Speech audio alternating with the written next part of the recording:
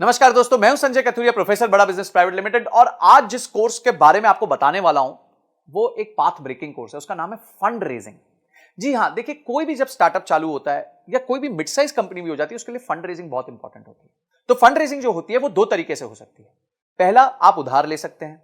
दूसरा, आप जो है कंपनी के शेयर्स बेच के शेयर्स के अगेंस्ट पैसे ले सकते हैं। तो आप कौन से तरीके से जाना चाहेंगे, ये आपको ध्यान रखना है। तो इस कोर्स में हमने बताया कि अगर आप शेयर्स बेच के पैसा रेज करना चाहते हैं तो किन किन चीजों का आपको ध्यान रखना है। उसके लिए आपको इन्वेस्टर्स के सामने पिच करना पड़ेगा। देखिए, उधारी में क्या होता है, उधारी तो बड़ी सिंपल है। आप गए, आपने प्रोजेक्शन दी, आपके पास कोई जमीन है, उस जमीन के वैल्यू के अगेंस्ट आपको लोन मिल जाएगा और आप धीरे धीरे उस लोन को चुका देंगे। पर जो निवेशक होता है, जो आपकी कंपनी में इक्विटी लेता है, वो आपके साथ पार्टिसिपेट करता है, आपके दुख सुख का साथी होता है।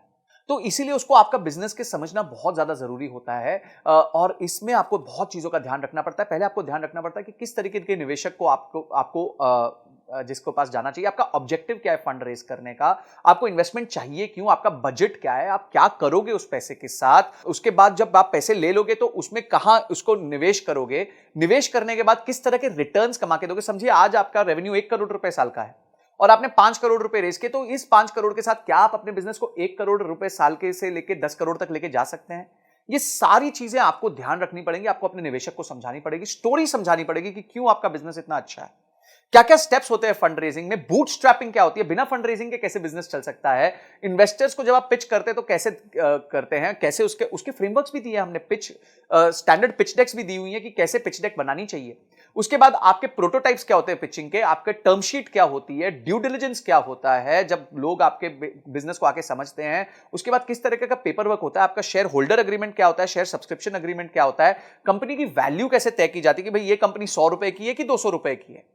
उसके बाद आप एंजल इन्वेस्टमेंट कैसे ला सकते हैं, वेंचर कैपिटलिस्ट को कैसे ला सकते हैं। और उसके साथ साथ हमने ये देखा है कि कुछ अच्छे एंटरप्रेन्योर्स से मिलके हमने ये पता किया कि उन्होंने फंड रेज कैसे किया था, उनकी जर्नी कैसी रही है, उनके लिए कभी क्या प्रॉब्लम्स आई और उस प्रॉब्लम्स को उन्होंने कैसे सॉल्व किया। और अंत में जाके बॉम्बे स्टॉक एक्सचेंज में घंटी बजानी है, आईपीओ लेके आना है। तो किस तरीके से आप अपने बिजनेस को बिल्ड कर सकते हैं, कि इन्वेस्टमेंट बैंकर कौन होता है, उसका रोल क्या होता है आपके बिजनेस में, और किस तरीके से आपको फंड लाके देता है।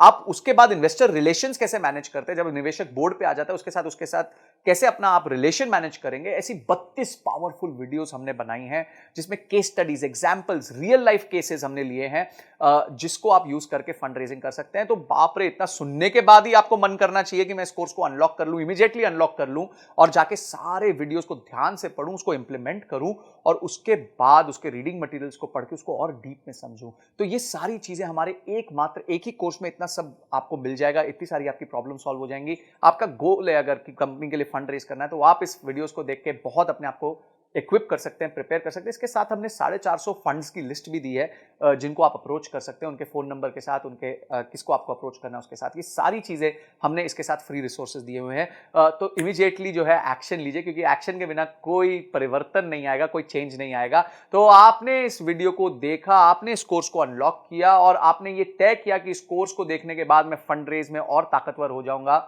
इन सब के लिए आपका बहुत बहुत धन्यवाद।